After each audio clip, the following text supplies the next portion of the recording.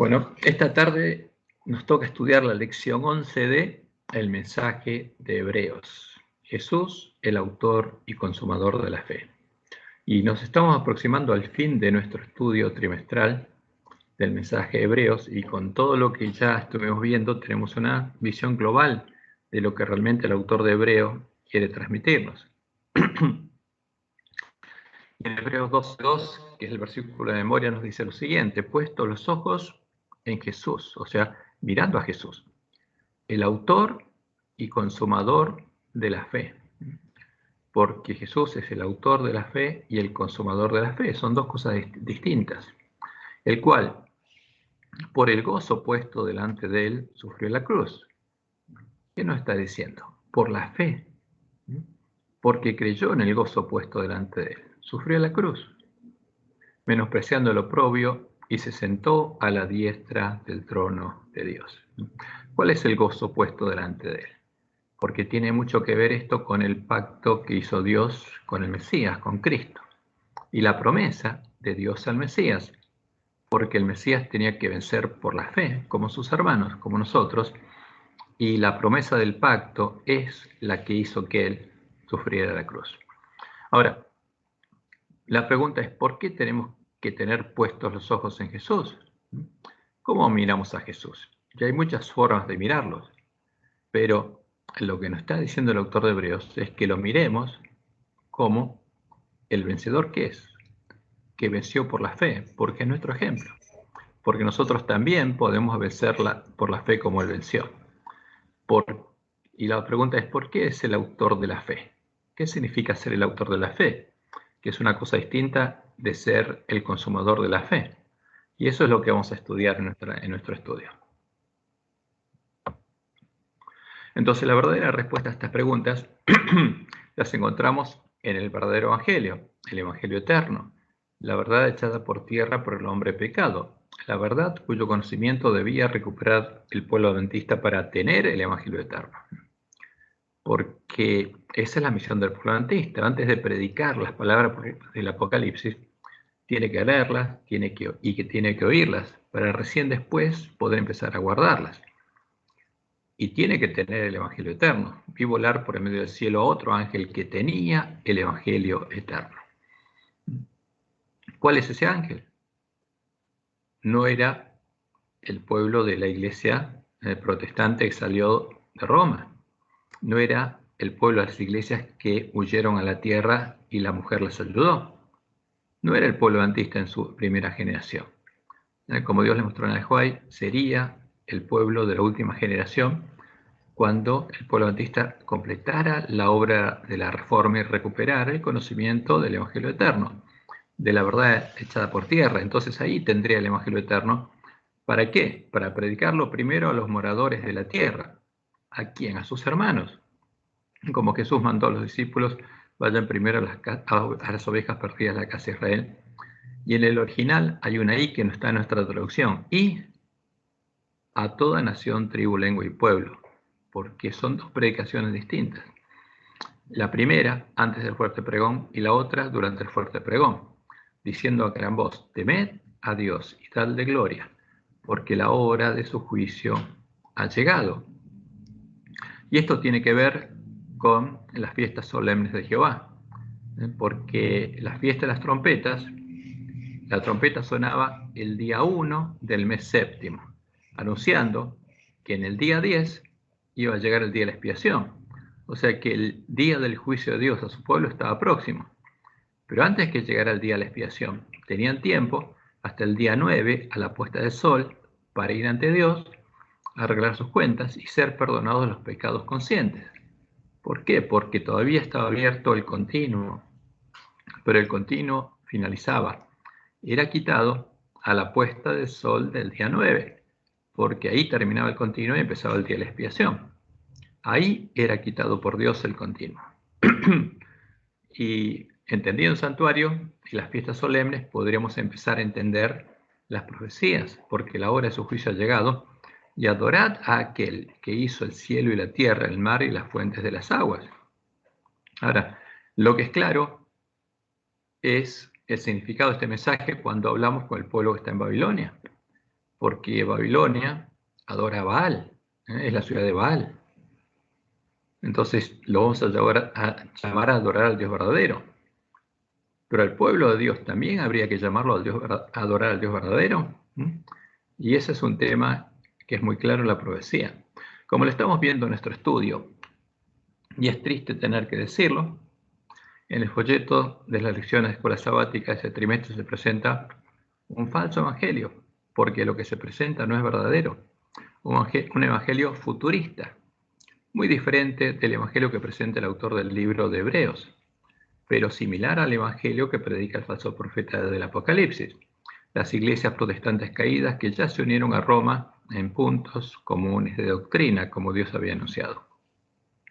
Ahora veamos, por ejemplo, en la escuela sabática para el 27 de enero del 2022 leímos esto. Hebreos 4, 9 al 11 nos invita a mirar hacia el futuro. Nos dice que Dios ha preparado un descanso sabático que está en el futuro. Sugiere una nueva dimensión para la observancia del sábado. El reposo sabático no solo conmemora las victorias de Dios en el pasado, sino también celebra las promesas de Dios para el futuro. Ahora, el problema es que en Hebreos 4, el autor de Hebreos está diciendo que los que habían creído habían entrado. No era futuro, era presente para ellos. Y si nosotros creemos al mismo evangelio que ellos, tenemos que entrar en el reposo de Dios ahora. Y después, por ejemplo, en otras lecciones, la semana pasada, se nos dice que Jesús es el precursor que entró en el descanso que para nosotros es futuro. Se argumenta que los creyentes se han acercado al monte de Sión, en la Jerusalén celestial, mediante la fe. En este sentido, su experiencia anticipa el futuro. Por lo tanto, la Jerusalén celestial pertenece al reino de las cosas que se esperan y de lo que no se ve. Entonces, todo esto, que para ellos era realidad, nuestros hermanos lo tiran para el futuro. Y nos dicen que el único que entró es Jesús, y que es nuestro representante que entró, pero nosotros no. Y por supuesto en el futuro entraremos como Jesús. Y esta semana se sigue construyendo sobre el mismo fundamento, que es falso.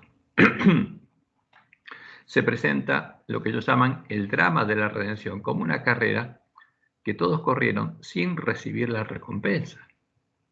Se indica que nosotros estamos corriendo la última parte de la carrera y que Jesús está esperando en la línea de la meta, sentado a la diestra de Dios como el precursor, o sea, viendo cómo corremos hasta que lleguemos allá, dando a entender que llegaremos a la meta en el futuro, por ahí en la segunda venida. Y vamos a ver lo que dice nuestra lección para el sábado. La primera, vamos a ver lo que dice la lección para el sábado pasado. Hebreos 11 y 12 probablemente sean los capítulos más amados del libro. Describen la vida cristiana como una carrera en la que todos participamos y en la que todos los que se mantengan fieles recibirán la recompensa. También describen el drama de la redención como una carrera en la que hubo personas de fe en el pasado que perseveraron a pesar de los sufrimientos, pero que aún no han recibido la recompensa. Y eso se debe a que la historia también termina con nosotros, no solo con ellos.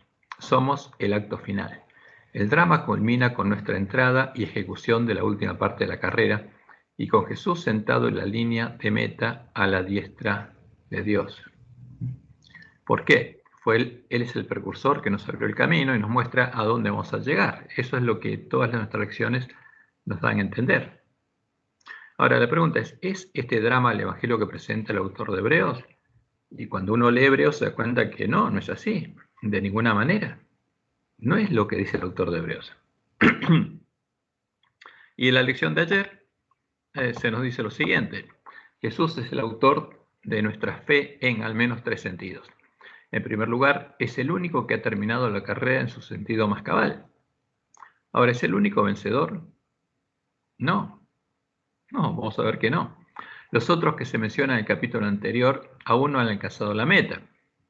Por supuesto, los de Hebreos 11, que como dice el autor de Hebreos son los antiguos, los que vivieron en el antiguo pacto, no recibieron la promesa. Pero justamente el autor de Hebreos está mostrando la diferencia entre ellos y los que sí la recibieron. los que habían entrado al reino de Dios. Y sigue nuestra lección diciendo, sin embargo, Jesús entró en el reposo de Dios en el cielo y está sentado a la diestra del Padre. Nosotros, junto con otros, reinaremos con Jesús en el futuro. O sea, Jesús entró en el reposo de Dios y nosotros en el futuro. Y la pregunta ¿es Jesús el único vencedor, el único que terminó la carrera? Y la respuesta es clara. Nuevamente, como diría Pablo, no, de ninguna manera. Sus hermanos también vencieron al dragón, como leemos en Apocalipsis 12, del 10 al 11, hablando de los miembros de la iglesia primitiva. Entonces oí una gran voz en el cielo que decía, ahora ha venido la salvación, el poder y el reino de nuestro Dios y la autoridad de su Cristo. ¿Y cuándo fue ese ahora? Como dice el autor de Hebreos, cuando el que hizo la promesa, el testamento, murió. ¿Para qué? Justamente para que ese testamento fuera recibido por las personas a las que se hizo la promesa. Y ahora, ese ahora justamente es el año 31, cuando Dios estableció su reino entre los hombres. Ahora ha venido la salvación, el poder y el reino de nuestro Dios. Y Jesús predicaba el reino de los cielos se ha acercado. Y la autoridad de su Cristo, porque ha sido lanzado fuera el acusador de nuestros hermanos, el que los acusaba delante de nuestro Dios día y noche. Y ellos le han vencido por medio de la sangre del Cordero y de la palabra del testimonio de ellos, y menospreciaron sus vidas hasta la muerte. ¿Vencieron? Claro que sí. ¿Recorrió el camino que recorrió Jesús? Claro que sí. Por eso había una iglesia, la iglesia primitiva, que tenía la fe y el testimonio de Jesús. Tenía la misma fe que había tenido Jesús. Y el fruto es llegar a tener el mismo testimonio que Jesús. El fruto del Espíritu, lo que se veía en ellos. Ahora, el autor de Hebreos indica que los hebreos que habían oído y creído al anuncio de las promesas del nuevo pacto, la herencia recibida con la muerte del testador, habían entrado en el reposo prometido y habían sido hechos parte de la casa de Dios, como lo vamos a ver ahora. La casa donde Dios había puesto su trono y Jesús estaba oficiando como sacerdote. Después de haber entrado en el lugar santuario de Dios en el nuevo pacto y haber nacido de Dios, Dios estaba escribiendo su ley en sus mentes y en sus corazones, mientras ellos recorrían el camino angosto que había recorrido Jesús estando en nuestra carne. Por eso él era el autor y consumador de la fe. Y en este camino ellos estaban siguiendo las pisadas de Jesús, puestos los ojos en Jesús. Ahora, volvamos a Hebreos 11. ¿Cuál fue la fe de los que vivieron antes de la muerte del testador? Cuando existía la promesa, pero el testador no había dejado justamente, no había muerto y no había dejado la herencia. Antes de la muerte del testador, como es el autor de Hebreos, que es un punto muy claro, hay un antes y después de eso, para los antiguos no estaba disponible la herencia prometida, las mejores promesas del nuevo pacto. Pero aún así, los antiguos vencedores fueron justificados por la fe y alcanzaron la victoria por la fe en las promesas de Dios hechas a ellos. La promesa de la justificación, porque fueron justificados por la fe, la salvación, fueron salvos por la fe, y la vida eterna. Porque todos los que vencieron se hicieron merecedores o Dios justamente los justificó y les prometió la salvación y la vida eterna. Ahora, ¿qué es la fe? Porque a veces hablamos de la fe y hay confusión sobre este aspecto. La verdadera fe se basa en la creencia en Dios y en sus promesas. Pero no es solo eso. Las promesas que podemos oír a través de su palabra, las promesas que esperamos que Dios cumpla y que aún no vemos. Por eso en Romanos 10:17 Pablo nos dice, así que la fe es por el oír y el oír por la palabra de Dios. Porque la verdadera fe viene por oír las palabras de Dios, la promesa de Dios. No viene por otro lado. Y, como dice el autor de Hebreos, Hebreos 11, 1 y 2, es pues la fe, la certeza de lo que se espera. ¿Y por qué lo esperamos? Porque lo oímos en la palabra de Dios. Si lo oímos en otro lado, no es verdadera fe. La convicción de lo que no se ve, porque uno escuchó la promesa de Dios y la espera. aunque todavía no la ve. Y esa es fe, porque por ella alcanzaron buen testimonio los antiguos. Pero la verdadera fe no es solo creer, porque los demonios creen y tiemblan. ¿Conocen la verdad? Por supuesto que sí. ¿Creen en la verdad? Sí creen y tiemblan. Pero ¿qué pasa?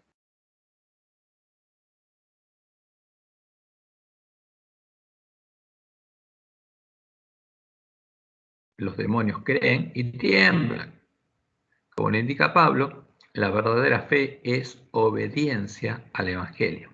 La verdadera fe obra la voluntad de Dios, como lo van a hacer todos los que llegan a ser bienaventurados, porque van a oír y van a guardar las palabras de la profecía del Apocalipsis, como lo hicieron todos los padres de la fe, empezando por Abel, que obedecieron a la voz de Dios. Como leemos en Romanos 16, mas no todos obedecieron al Evangelio. Pues Isaías dice, Señor, ¿quién ha creído a nuestro anuncio? O sea, el que tiene fe obedece. De ese modo se ve si tiene fe o no. Porque si no obedece, no tiene fe. Y en Hebreos 11:3 en adelante dice el autor de Hebreos, por la fe entendemos haber sido constituido el universo por la palabra de Dios. Porque eso dice la palabra de Dios. Lo oímos en la palabra de Dios. De modo que lo que se ve fue hecho de lo que no se veía. Por la fe Abel, ¿qué hizo? Actuó, ofreció a Dios más excelente sacrificio que Caín. ¿Sabía lo que Dios le pedía? Sí. ¿Creía? Sí. ¿Y qué hizo? Caín no sabía, sí que lo sabía. Pero el que obedeció fue Abel, por la fe. Ofreció a Dios más excelente sacrificio que Caín, por lo cual alcanzó testimonio de que era justo. Sus ofrendas y muerto, aún habla por ella. Por la fe Enoc. ¿Qué hizo Enoc? Caminó con Dios. Y fue traspuesto para no ver muerte, y no fue hallado porque lo traspuso Dios. Y antes que fuese traspuesto, tuvo testimonio de haber agradado a Dios. Pero sin fe es imposible agradar a Dios, porque es necesario que el que se acerca a Dios crea que le hay. ¿Para qué? Para acercarse. Y que es galardonador de los que le buscan.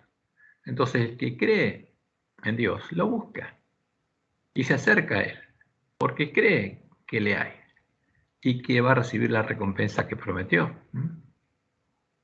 Por la fe Noé, cuando fue advertido por Dios acerca de cosas que aún no se veían, con temor preparó el arca. ¿Qué le dijo Dios? Que prepare el arca, y obedeció, sí, en que su casa se salvase, y por esa fe condenó al mundo, y fue hecho heredero de la justicia que viene por la fe. Por la fe Abraham, siendo llamado, obedeció.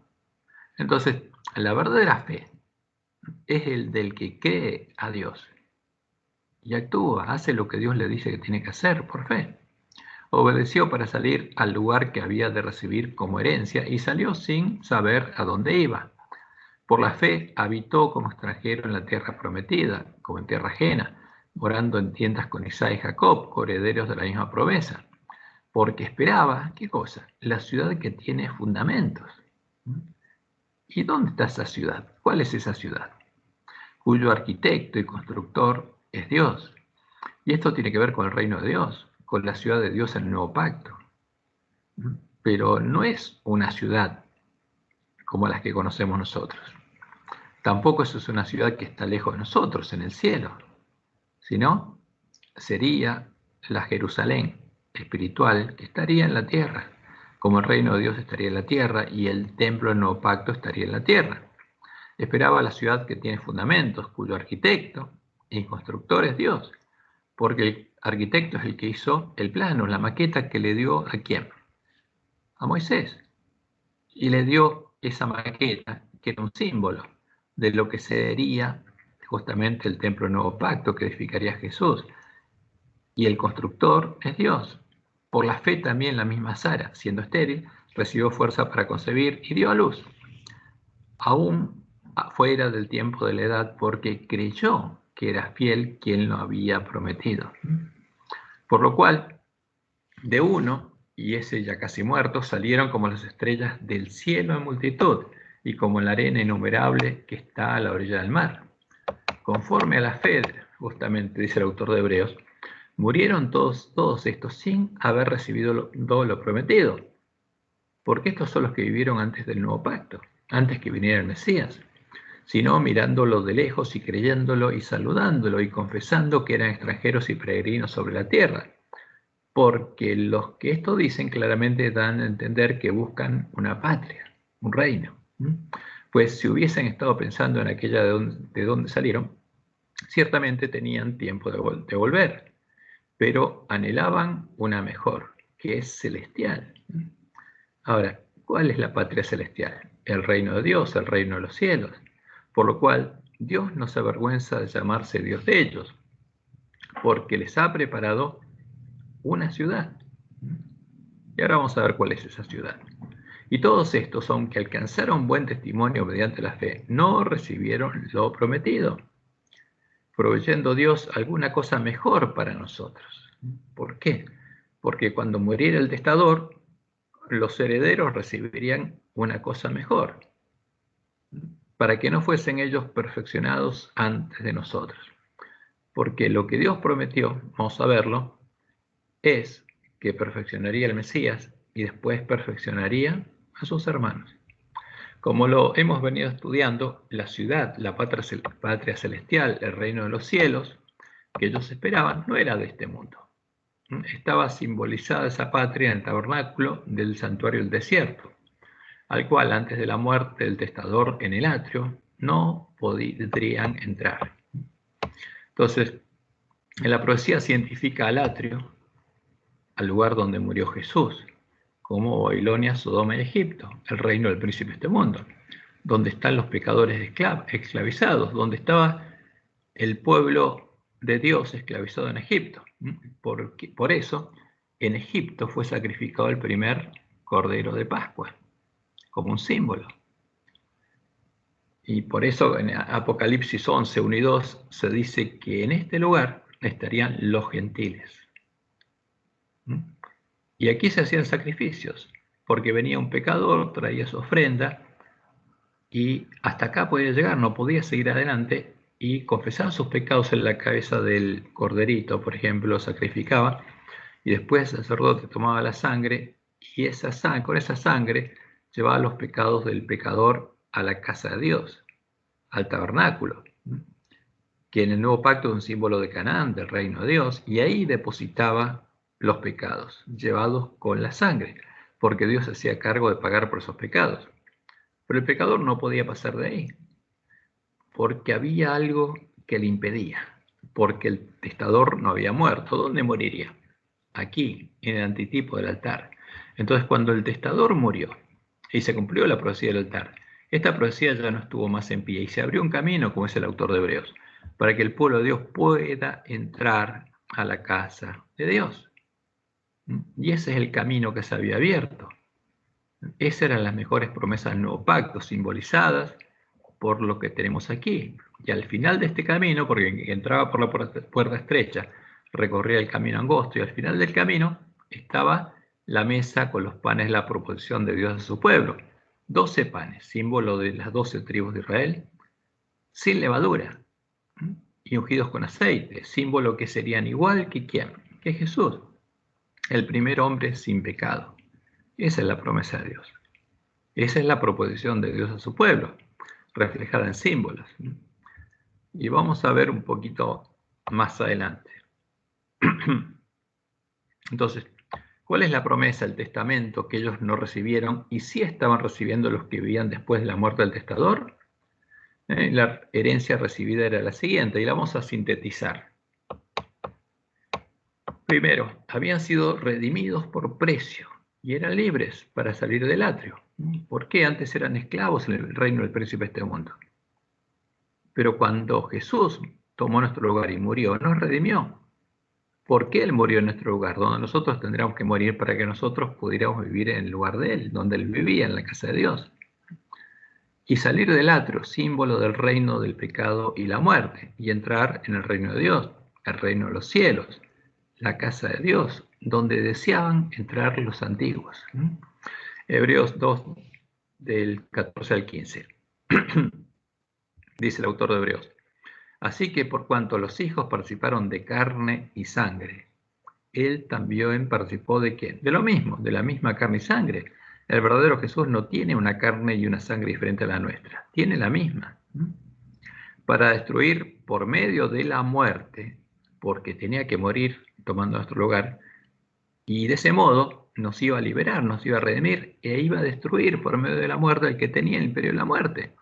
O sea, los que estábamos esclavos ahí, íbamos a ser liberados, porque iba a destruir el poder de Satanás sobre nosotros. Esto es al diablo, y librar.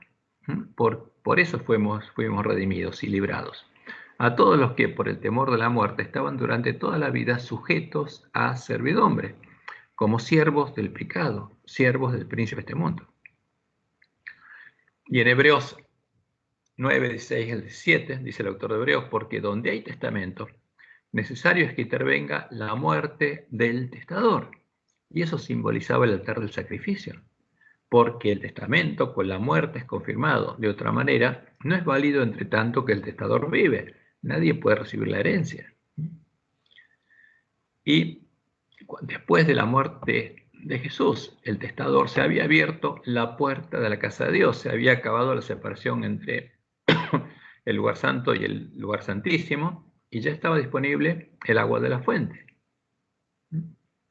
Por eso, como dice el Salmo 118, 19, 23, se abrieron las puertas de la justicia, se abrió la puerta estrecha. Abridme las puertas de la justicia, entraré por ellas, alabaré a Jehová. Esta es puerta de Jehová. Por esta puerta se entra la presencia de Jehová, al templo de Jehová. Por ella entrarán los justos. Te alabaré porque me has oído y me fuiste por salvación. La piedra que desecharon los edificadores. ¿Quién es? Jesús. Ha venido a ser cabeza del ángulo. De parte de Jehová es esto, y es cosa maravillosa a nuestros ojos. Entonces esa puerta estaba abierta, y ese templo ya tenía una piedra del ángulo, y había que edificarlo. Y después de lavarse con el agua de la fuente, vestidos con las vestiduras blancas de Jesús, con la piel del cordero, podían entrar en la casa de Dios, en el reino de Dios. Y había un camino nuevo y vivo que los llevaba a la presencia de Dios. Entonces, una vez que se cumplió la profecía del altar, murió el testador, estuvo la fuente para lavar nuestras ropas en sangre del cordero y vestidos con vestiduras blancas, entrar por la puerta estrecha, por la puerta de Jehová, porque Jesús es la puerta, el verdadero Jesús es la puerta, y empezar a recorrer el camino angosto. Y la lámpara, que es un símbolo del Espíritu de Dios, estaría morando en el que entrara y hubiera nacido de Dios. Por eso lo representaría, como Dios le mostró a Elena de White en su segunda visión del santuario, y también el altar del incienso, porque el altar del incienso está donde se arrodilla uno de los hijos de Dios, porque de ahí suben las oraciones de los santos. Y Jesús agrega incienso a esas oraciones. Y al final del camino está la mesa de los panes de la proposición de Dios, porque los panes que entraron habiendo estado cocinados con levadura, como la ofrenda que se llevaba en Pentecostés, la primera ofrenda que llevó Jesús, de panes cocidos con levadura, iban a ser transformados en panes y levadura, a imagen de Jesús. Y esa es la iglesia triunfante. Ese es el símbolo de la proposición de Dios. Y por supuesto, Dios estaría morando en todos los que entraran en su santuario. Por eso dice Pablo en Colosenses 1, 12 y 14, con gozo dando gracias al Padre que nos hizo aptos para participar de la herencia, porque ya estaba disponible la herencia, de los santos en luz, el cual nos ha librado de la potestad de las tinieblas. ¿De dónde nos libró? Del atrio. Y trasladado al reino de su amado Hijo, en quien tenemos redención por su sangre, el perdón de los pecados. Y aquí está la clave, ya murió el testador. Por eso, ellos estaban recibiendo la herencia de los santos. Y habían sido trasladados al reino de su amado Hijo.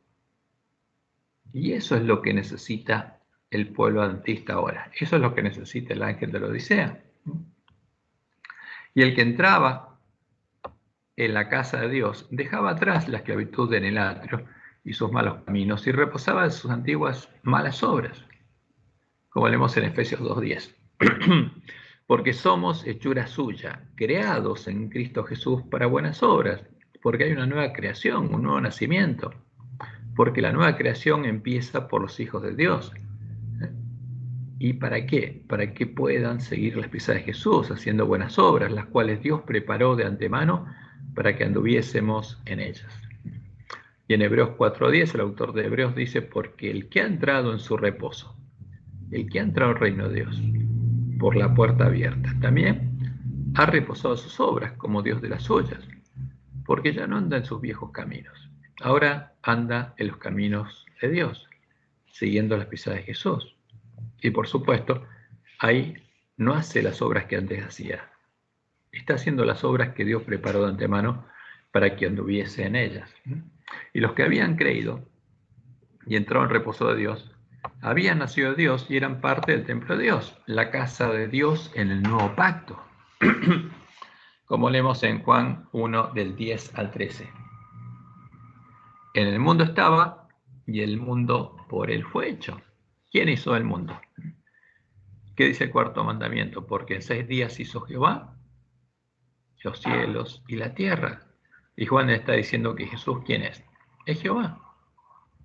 Pero el mundo no le conoció, porque cuando vino, como dice Isaías 53, como un varón de dolores, sin ningún atractivo para que le deseáramos, no lo conocieron.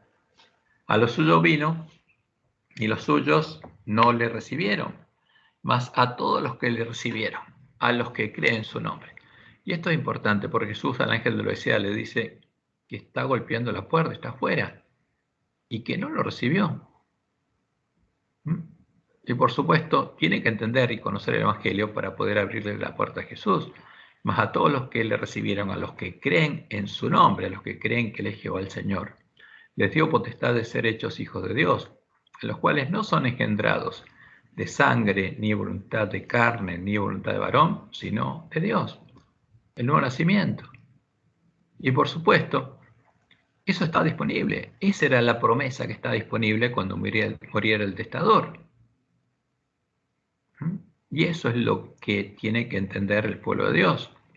Y en Hebreos 4, 1 al 3, dice el autor de Hebreos, temamos, pues no sea que permaneciendo aún la promesa de entrar en su reposo, entrar por la puerta estrecha y nacer de Dios, alguno de vosotros parezca no haberlo alcanzado. Pero los que hemos creído, entramos en el reposo. ¿Cuándo? Ya habían entrado en el pasado. No era el futuro, no era la segunda venida, que Jesús entró como precursor y nosotros entramos a la segunda venida. No, era una realidad. Ellos habían nacido de Dios y estaban siguiendo a Jesús por el camino angosto. Y Dios había venido a morar en ellos, había puesto su trono en ellos. A su lado se había sentado Jesús y consejo de paz había entre ambos, como lo había anunciado Dios por medio de Zacarías, cuando anunció que Jesús es el que edificaría el verdadero templo. Y le hablarás diciendo, así ha hablado Jehová de los ejércitos, diciendo, he aquí el varón, el hombre, cuyo nombre es el renuevo, el cual brotará de sus raíces, porque brotará de Jehová, es el renuevo de Jehová, y edificará el templo de Jehová. Él edificará el templo de Jehová. ¿De quién es el templo de Jehová? ¿Y quién llevará gloria a Jehová? Y Jehová llevará gloria y se sentará y dominará en su trono, pondrá su trono en ese templo. Y habrá sacerdote a su lado, o sea, Jesús sentaría a la diestra de Dios, y consejo de paz, el continuo, habrá entre ambos. Ese es el templo que estaba siendo edificado con piedras vivas, como dice Pedro. Y en Hebreos 3, del 5 al 6, el autor de Hebreos habla de este templo. Y Moisés, a la verdad, fue fiel en toda la casa de Dios, como siervo, en la casa simbólica, para testimonio de lo que se iba a decir, como un símbolo.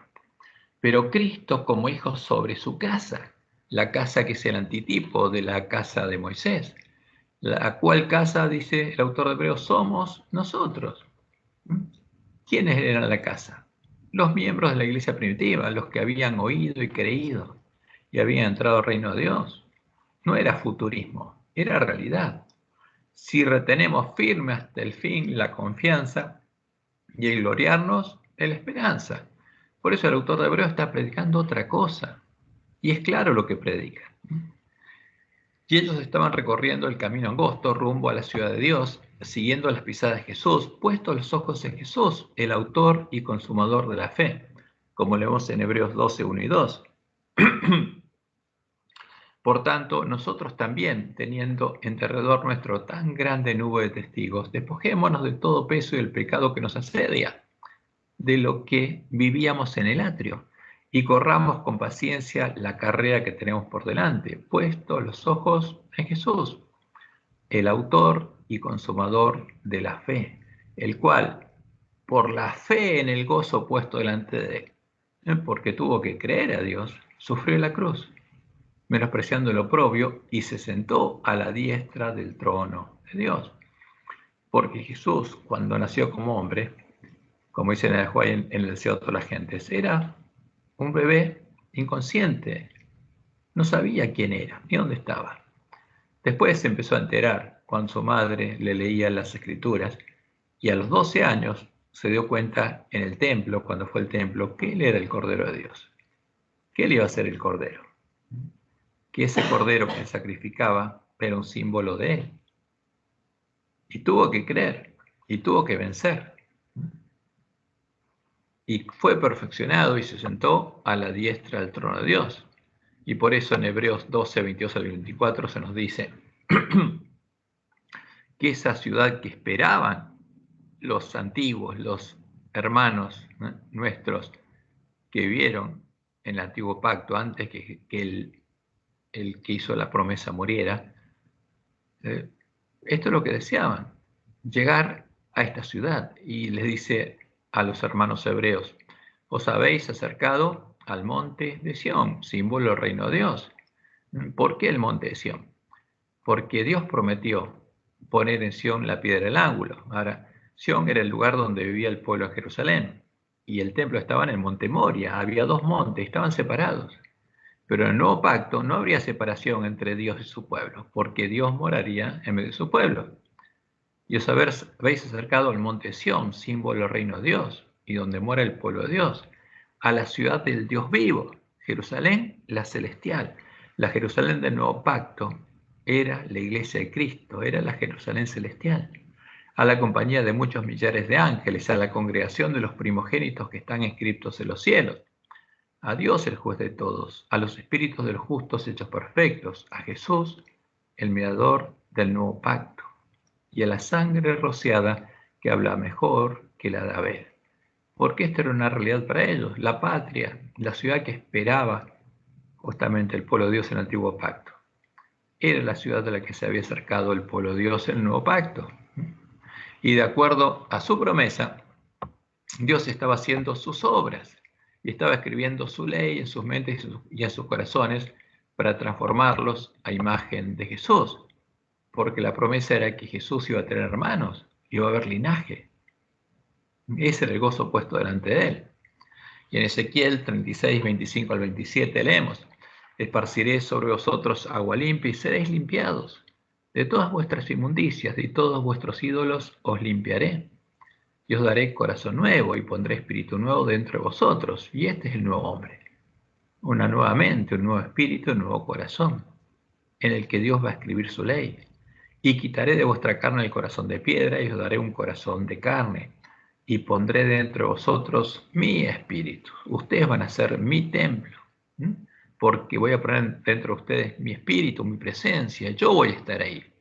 Y yo voy a hacer que andéis en mis estatutos y guardéis mis preceptos y los pongáis por obra.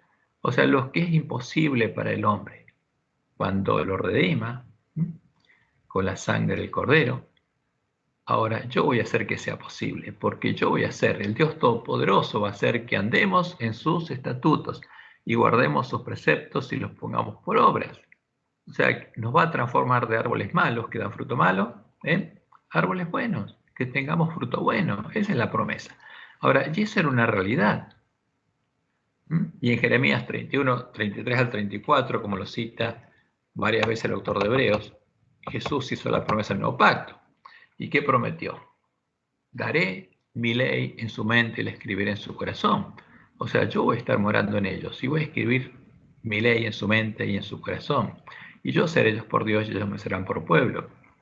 Y no enseñará más ninguno a su prójimo ni ninguno a su hermano diciendo, conoce a Jehová, porque todos me conocerán. Por eso este era el pueblo que conocía a su Dios. La iglesia primitiva era el pueblo que conocía a su Dios, que fue perseguida por el dragón hasta echar por tierra el lugar santuario de Dios y la verdad. Y son los lugares asolados que Dios va a reedificar en este tiempo. Y en Hebreos 13, del 20 al 21, el autor de Hebreos justamente dice eso.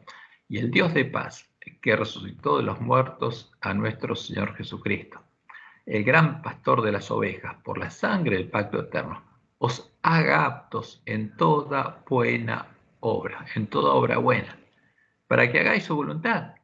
O sea, andar en sus caminos, lo pueden hacer, porque el Dios de paz que resucitó de los muertos a Jesús, como dice Pablo en Efesios 1, con el mismo poder que resucitó a Jesús, el mismo poder que obró en Jesús, os haga aptos en toda buena obra para que hagáis su voluntad, haciendo Él en vosotros lo que es agradable delante de Él. O sea, ¿quién haría eso? Dios estaba en ellos, haciendo sus obras, guiándolos por el camino angosto, haciendo Él en vosotros lo que es agradable delante de Él por Jesucristo, al cual sea la gloria por los siglos de los siglos. Amén.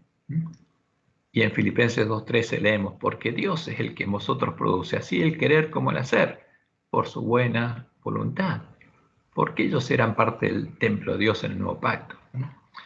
Y mientras comían la cena de Pascua, porque habían entrado en la casa del padre de familia a comer la cena de Pascua, estaban siendo perfeccionados, estaban siendo transformados a imagen de Jesús, el primogénito entre muchos hermanos, el antitipo de los panes y levadura de la proposición de Dios. En Romanos 8, 28 al 30, y sabemos que a los que aman a Dios, todas las cosas les ayudan a bien. Esto es a los que conforme a su propósito son llamados, porque a los que antes conoció, también los predestinó. ¿Cuál es la herencia? Para que fuesen hechos conforme a la imagen de su Hijo, para que Él sea el primogénito entre muchos hermanos, para que tenga hermanos, para que vea linaje, para que el gozo puesto delante de Él se cumpla, porque para eso murió Jesús, y a los que predestinó, a estos también llamó, y a los que llamó, a estos también justificó, y a los que justificó, a estos también glorificó. Y por eso Pablo en 1 Corintios 5, 7 dice, limpiaos pues de la vieja levadura, la del atrio, para que seáis nueva masa, sin levadura, como sois, porque nuestra Pascua, que es Cristo, ya fue sacrificada por nosotros. Y entramos a la casa de Dios, ¿a qué? A comer la cena de Pascua, cordero asado, con panes sin levadura y hierbas amargas. Ahora, este es el Evangelio eterno que el pueblo adventista necesita oír y en el que necesita creer para poder entrar en el reposo de la promesa y ser transformado a imagen de Jesús, para poder recibir el sello de Dios y estar preparado para poder ir con Jesús a la batalla de Armagedón. Porque el sello de Dios lo tenemos que recibir antes de que comience el tiempo de angustia. Como dice Elena, Primeros Escritos, página 71. Los que reciban el sello del Dios vivo y sean protegidos en el tiempo de angustia, deben reflejar plenamente la imagen de Jesús. Deben ser como Jesús. Deben haber sido transformados a imagen de Jesús. Ahora, ¿qué pasaría? Pocos adventistas se prepararían. Y ella dice, vi que muchos descuidaban la preparación necesaria, esperando que el tiempo de refrigerio y la lluvia tardía los preparase para sostenerse en el día del Señor y vivir en su presencia. Oh, ¿y a cuántos vi sin amparo en el tiempo de angustia? Habían descuidado la preparación necesaria y por lo tanto no podían recibir el refrigerio indispensable para sobrevivir a la vista de un Dios santo. Por eso es importante que nosotros arreglemos nuestras lámparas. Y, por supuesto, que les demos el alimento a tiempo a nuestros hermanos, que comportamos lo que vamos aprendiendo, porque eso es lo que Dios nos dice que tenemos que hacer. porque tenemos que tener el Evangelio eterno. Y primero hay que predicárselo a nuestros hermanos. Y eso tenemos que hacerlo mientras recorremos el camino angosto. Y ahora vamos a los dos últimos aspectos que vamos a ver. Primero, Jesús, el autor de la fe. ¿Por qué es el autor de la fe? Como lo define el autor de Hebreos, la fe es la certeza de lo que se espera, la convicción de lo que no se ve. Después la fe es la certeza de lo que se espera, la convicción de lo que no se ve. Ahora, pero yo, para esperar algo, tiene que haber alguien que lo haya prometido. Por eso lo esperamos. ¿Y por qué lo esperamos? Porque alguien lo prometió. Y sin una promesa no puede haber fe. Por eso, el que espera el cumplimiento de la promesa tiene fe en el que lo prometió. Es por esa causa que Jesús es el autor de la fe. Porque Él es Jehová el Señor, el que hizo la promesa, el que anunció que se haría hombre para redimirnos de la esclavitud del pecado, y Él cumplió la promesa. Por eso, el autor de Hebreos lo llama el autor de la fe, el autor del testamento. Porque el que hizo el testamento, Jehová el Señor, es el que murió para que ese testamento esté a nuestra disposición. Ahora, y lo anunció claramente en Levítico 16, del 8 al 9. Esto es lo que pasaba en el día de la expiación. Con la sangre de este macho cabrío el pueblo era limpiado y el santuario era purificado. Esta es la justicia de Dios y es nuestra justicia. Y echará a Aarón suertes a Aarón sobre 2 machos cabríos, una suerte por Jehová y otra suerte por Azazel.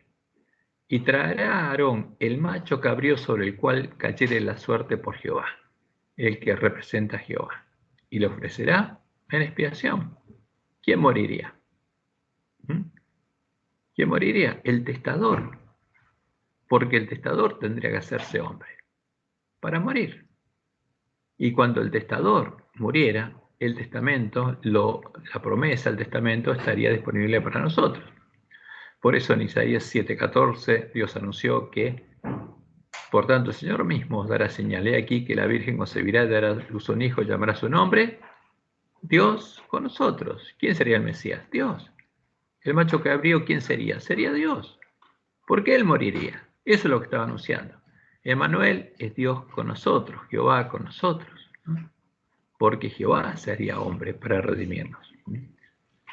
Y en Isaías 9:6 leemos, porque un niño nos es nacido, hijo nos es dado, y el principado sobre su hombro, y se llamará su nombre, admirable, consejero, Dios fuerte, Padre eterno. ¿Quién es Jesús? El que prometió, el Dios fuerte, el Padre eterno. Él sería el príncipe de paz. Y por eso, Juan le preparó el camino ¿a quién? A Jehová. Vos que claman del desierto, preparad camino a Jehová. Enderezad, cansad la soledad a nuestro Dios. Ese es el verdadero Jesús. Es el testador, el que prometió. Y en Isaías 54:5 leemos, porque tu marido es tu hacedor. Jehová de los ejércitos es su nombre, y tu redentor. Porque el marido, como dice Pablo, dice marido, amad a vuestras mujeres como Cristo amó a su iglesia, y se dio a sí mismo por ella. Porque Jehová es el Redentor, el Santo Israel. Dios de toda la tierra será llamado. Y en Isaías 43, del 10 al 12, nos dice Dios, vosotros sois mis testigos, dice Jehová, y mi siervo que yo escogí, para que me conozcáis, y creáis y entendáis que yo mismo soy. Antes de mí no fue formado Dios, ni lo será después de mí. Yo Jehová, y fuera de mí no hay quien salve, yo anuncié. Yo soy el testador, el que anuncio. Y salvé. Ahora, el testador es el que salvó. Me hice oír.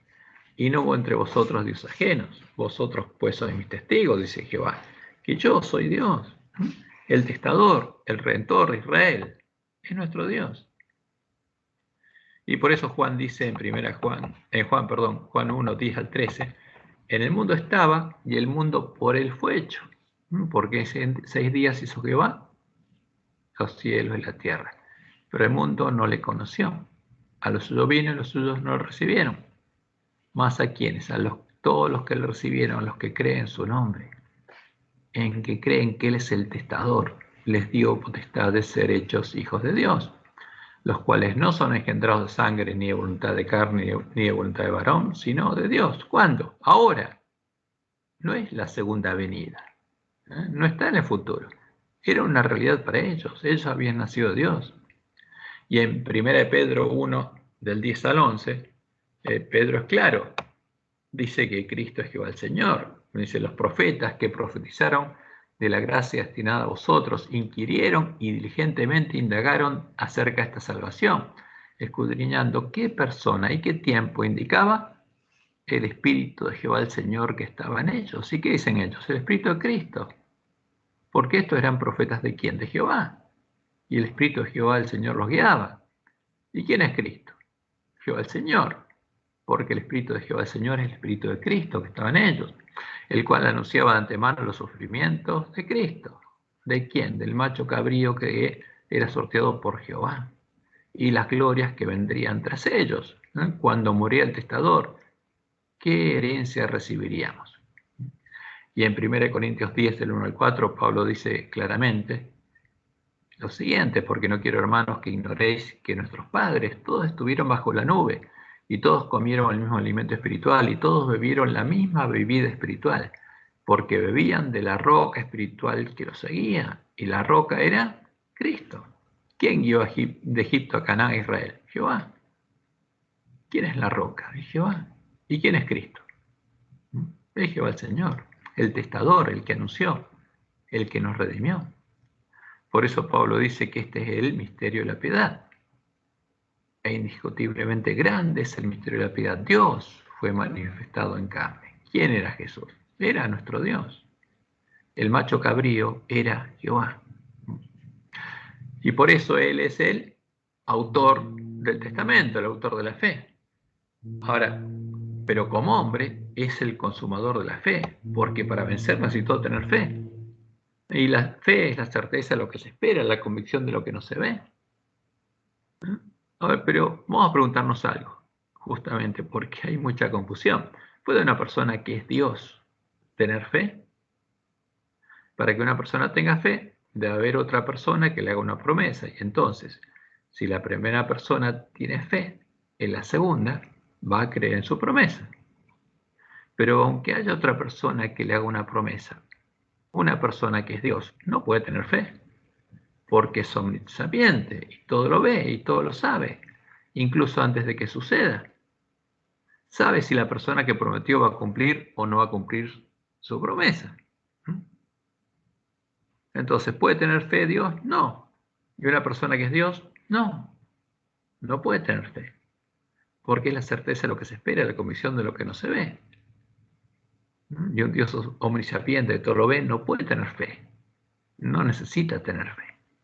La fe es la que tiene alguien que confía en Dios. Y es por esa causa que el anticristo, el falso Jesús, que en su naturaleza no se hizo hombre, ni se hizo un poco inferior a los ángeles, porque era, como dice Roma, 100% Dios y 100% hombre. Era porque tenía todos los atributos divinos, era omnisapiente, y usando su propio poder podía leer la mente de otros hombres y hacer milagros. No podía tener fe, ni podía llegar a ser el consumador de la fe. Tampoco podía ser tentado, porque, como dice Santiago, Dios no puede ser tentado por el mal, ni podía morir, porque Dios es inmortal, porque ese Jesús es falso, no es el verdadero Cordero de Dios. En cambio, el verdadero Jesús, el que se hizo verdaderamente hombre, un poco menor que los ángeles, porque si él hubiera tenido algún atributo divino, hubiera retenido algún atributo divino, no hubiera sido en su naturaleza menor que los ángeles, pero se hizo verdaderamente hombre, siendo hijo de David según la carne, participando de nuestra misma carne y sangre. Él sí podía y necesitaba tener fe. El verdadero Jesús no era omnisapiente, necesitaba creer. Y no solamente creer, sino crecer en sabiduría y en estatura, como dice Lucas. Necesitaba ser perfeccionado, necesitaba aprender la obediencia, y llegó a vencer por la fe en su Padre, en sus promesas, las promesas del pacto de Dios con el Mesías, la simiente de Abraham. Como leemos en Hebreos 2, pero vemos a aquel que fue hecho un poco menor que los ángeles, a Jesús. O sea, en su naturaleza, ¿Jesús era menor que los ángeles? Sí. Si él hubiera tenido algún atributo divino, ¿hubiera sido en su naturaleza menor que los ángeles? No, no. Realmente era hombre, era menor que los ángeles. Coronado de gloria y de honra a causa del padecimiento de la muerte. También era mortal. Dios es inmortal, pero si hubiera tenido doble naturaleza no podía morir. Para que por la gracia de Dios gustase la muerte por todos. Porque convenía a aquel por cuya causa son todas las cosas y por quien todas las cosas subsisten, que habiendo de llevar muchos hijos a la gloria, para que muchos hijos recibieran la herencia, perfeccionase por aflicciones al autor de la salvación de ellos. Por Jesús tenía que ser perfeccionado. Porque el que santifica y los que son santificados de uno son todos. Porque Jesús, como sus hermanos, es hijo de ¿quién? De Adán, está diciendo. Por lo cual no se avergüenza en llamarlos hermanos, diciendo, anunciaré a mis hermanos tu nombre. En medio de la congregación te alabaré. Y otra vez, yo confiaré en él. Porque Jesús necesitaba tener fe como hombre. Y de nuevo, y acá está la promesa. La promesa está en Isaías 8. Y aquí, yo y los hijos que Dios me dio. Porque ese era el gozo puesto delante de él. Que hubiera otros hijos de Dios que fueran como él. Así que por cuanto los hijos participaron de carne y sangre, ¿de qué participaron? De carne y sangre. ¿De qué participamos nosotros? De nuestra carne y nuestra sangre. Él también participó de lo mismo. A los hijos de Adán, ¿qué carne tienen? La carne de Adán. La carne de nuestros padres. Y él y Jesús, la misma carne y sangre, está diciendo acá, no otra carne. Pero el anticristo no tiene nuestra carne, tiene otra carne distinta. No tiene nuestra naturaleza, tiene otra naturaleza. Pero el verdadero Jesús tenía nuestra carne, pero nunca tuvo mancha de pecado, porque el pecado no está en nuestra carne, está en nuestra mente, en nuestro corazón, es lo que enseña la Biblia. Y él participó de nuestra carne y sangre para destruir por medio de la muerte al que tenía el imperio de la muerte, esto es, al diablo, para librarnos del imperio de la muerte y librar a todos los que por el temor de la muerte estaban durante toda la vida sujetos a servidumbre, porque ciertamente no socorrió a los ángeles, sino que socorrió a la descendencia de Abraham, por lo cual debía ser, ¿en qué? En todo semejante a sus hermanos. ¿En qué? En cuanto a la carne y a la sangre. Era en todo semejante a nosotros, tenía la misma carne y sangre. Pero la diferencia estaba en qué? En la mente del corazón, porque tenía escrito otra cosa ahí. Para venir a ser misericordioso y fiel sumo sacerdote en lo que a Dios se refiere, para expiar los pecados del pueblo, pues en cuanto él mismo padeció siendo tentado, es poderoso para socorrer a sus hermanos, a los que son tentados. Ahora, ¿y qué anunciaba la profecía? Isaías 50, del 4 al 7. Jehová el Señor me dio lengua de sabios. ¿Quién le dio la sabiduría a Jesús? Su Padre, como prometió darnos a nosotros, para saber hablar palabras alcanzado. Despertará mañana tras mañana. Despertará mi oído para que oiga como los sabios. ¿Por qué Jesús tenía oídos para oír las palabras de profecía? Porque Jehová el Señor despertaba su oído mañana tras mañana, porque Jesús lo buscaba. Jehová el Señor me abrió el oído y yo no fui rebelde ni me volví atrás. Di mi cuerpo a los heridores. ¿Y por qué hizo esto? Por el gozo puesto delante de él. Y mis mejillas a los que me besaban la barba. No escondí mi rostro de injurias y disputas, porque Jehová el Señor me ayudará. Por tanto, no me avergoncé. Por eso puse mi rostro como un pedernal y sé que no seré avergonzado. Y esa era la promesa, porque lo que está aquí en Isaías es lo que Jesús leyó y entendió. Y aquí entendió cuál es su misión, lo que iba a pasar. Y cuando oró, Padre, si es posible, ¿hay otro camino? Y si no había otro camino, él por la fe tenía que seguir este camino. Jesús fue el primer hombre que fue perfeccionado por Dios, cumpliendo las promesas del pacto de Dios con el Mesías y las promesas del nuevo pacto, escribiendo su ley en su mente y en su corazón, porque tuvo fe en su Padre y en sus promesas. Y Lo que anunciaba Salmos 48 se cumplió en él. Me complazco en hacer tu voluntad, oh Dios mío, y tu ley está en medio de mi corazón. Fue el primer hombre que, como Adán y Eva, al comienzo cuando fueron creados, reflejó la imagen de Dios. Tenía la ley de Dios escrita en la mente y el corazón. Y por eso su placer era hacer lo que tenía escrito en el corazón. Ese era el deseo de él. Y como leemos en Hebreos 5, del 7 al 10, y Cristo en los días de su carne, ofreciendo ruegos y súplicas con gran clamor y lágrimas al que le podía librar de la muerte, fue oído a causa de su temor reverente, y aunque era hijo, por lo que padeció, aprendió la obediencia. Tenía que obedecer por fe, porque la fe no es creer, es obedecer. Y habiendo sido perfeccionado, vino a ser autor de eterna salvación para todos los que le obedecen. Y fue declarado por Dios sumo sacerdote según el orden de Melquisedec. Y en Hebreos 4:15 leemos, porque no tenemos un sumo sacerdote que no pueda compadecerse de nuestras debilidades. Él dijo, la carne es débil, sino uno que fue tentado en todo, según nuestra semejanza, pero sin pecado. Por eso llegó a ser el consumador de la fe, porque venció por la fe, y el primogénito entre muchos hermanos, los hijos que Dios le daría como hermanos, como su linaje. Y el lugar de la prueba más dura fue el Getsemaní, porque el resto ya había decidido dar su vida por sus hermanos. Y tomando a Pedro y a los dos hijos de Zebedeo, comenzó a entristecerse y angustiarse en gran manera. Entonces Jesús les dijo, mi alma está muy triste hasta la muerte. Quedaos aquí y velad conmigo. Yendo un poco adelante, se postró sobre su rostro, orando y diciendo, Padre mío, si es posible, pase de mí esta copa, pero no sea como yo quiero, sino como tú.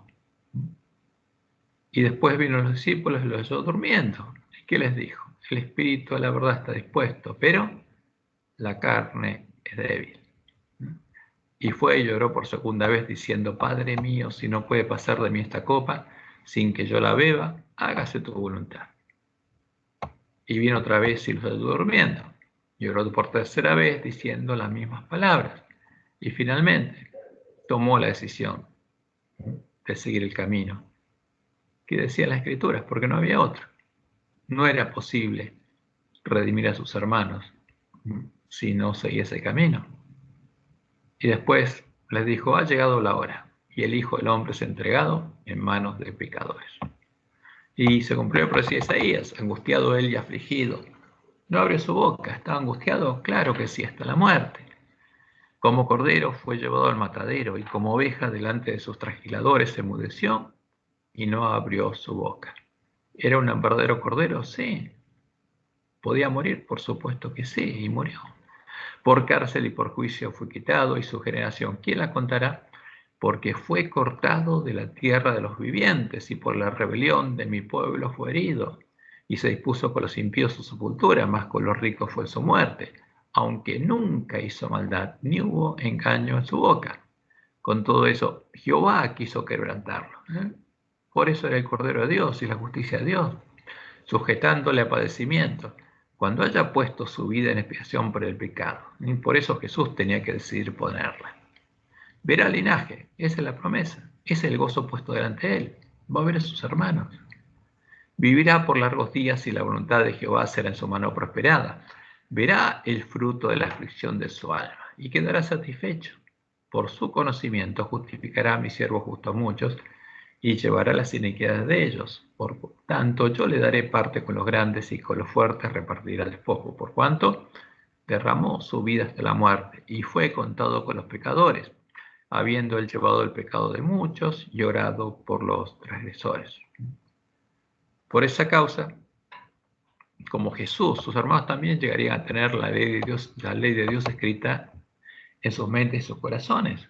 Llegarían a tener el nombre de Dios y el Cordero escrito en sus frentes. Llegarían a tener el amor de Dios, el amor de Jesús, oro refinado en fuego en sus corazones. Esa es la promesa, Isaías 8, 16 al 18. He aquí yo y los hijos que me dio Jehová. Ata el testimonio. sella la ley entre mis discípulos. ¿Qué le está pidiendo el Mesías a Dios? Que escriba su ley en la mente y el corazón de sus discípulos, como en la de él. Esperaré pues a Jehová, el cual escondió su rostro en la casa de Jacob, y en él confiaré. Yo confiaré en él. He aquí, yo y los hijos que me dio Jehová, yo y mis hermanos, somos por señales y presagios en Israel. Somos esa luz puesta sobre un monte que no se puede esconder, de parte de Jehová de los ejércitos, que mora en el monte de Sión. Y esa es la promesa de Jeremías 31:33. Daré mi ley en su mente y la escribiré en su corazón, y yo seré ellos por Dios y ellos me serán por pueblo. Y esa es la promesa que está cumpliendo los miembros de la iglesia primitiva, como dice Pablo en Romanos 5:5, que el amor de Dios había sido derramado en el corazón de ellos. Y es lo que dice Juan: mirad cuál amor nos ha dado el Padre para que seamos llamados hijos de Dios. Y Jesús nos está llamando a oír su voz para que podamos recibir esta promesa, la que está disponible para los herederos. Y él dice: como el Padre me ha amado, así también yo os he amado, permaneced en mi amor. Ahora, ¿qué tenía Jesús en el corazón? El amor del Padre, el amor de Dios. Tenía escrita la ley de Dios en la mente del corazón. Y el mandamiento nuevo, el del nuevo pacto, ¿cuál es? Que nos amemos unos a otros como Él nos amó, con el amor de Jesús, con el amor de Dios. Que también os améis unos a otros. Y por eso nos dice a nosotros, a los ángeles de la Odisea, que no conoceríamos la verdad, no conoceríamos el Evangelio. Por tanto, yo te aconsejo que de mí compres oro refinado en fuego. ¿Qué es eso? El amor de Dios, el amor del Padre, el amor que estaba en el corazón de Jesús. Eso es lo que quiere darnos, para que seas rico y vestiduras blancas para vestirte, para entrar en la casa de Dios con la piel del Cordero, y que no se descubra la vergüenza de tu desnudez, porque no sabes que eres desventurado, miserable, pobre, ciego y desnudo. Y unge tus ojos con colirio para que veas, para que entiendas, para que tengas ojos para ver y oídos para oír. Y por eso nos dice: al que venciere, yo le haré columna en el templo de mi Dios. Va a estar dentro del templo de Dios, va a ser columna del templo de Dios, cuando yo reedifique los lugares desolados, y nunca más saldrá de allí, y escribiré sobre él el nombre de mi Dios. Va a tener el carácter de Dios, y el nombre de la ciudad de mi Dios, la Nueva Jerusalén, porque va a ser parte de la iglesia triunfante, de la ciudad de Dios, la esposa del Cordero, la cual desciende del cielo de mi Dios, y mi nombre nuevo. Porque va a ser linaje de Jesús, y hermano de Jesús, y todo el mundo va a poder verlo, porque va a tener el amor de Dios justamente en su mente y en su corazón. Y esa es la promesa de Dios para el pueblo adventista. Ese es el verdadero evangelio. Ese es el evangelio que Jesús quiere que vivamos. Y para eso dio su vida. Que Jehová los bendiga y los guarde y los guíe a toda verdad. Esas son las promesas de Dios.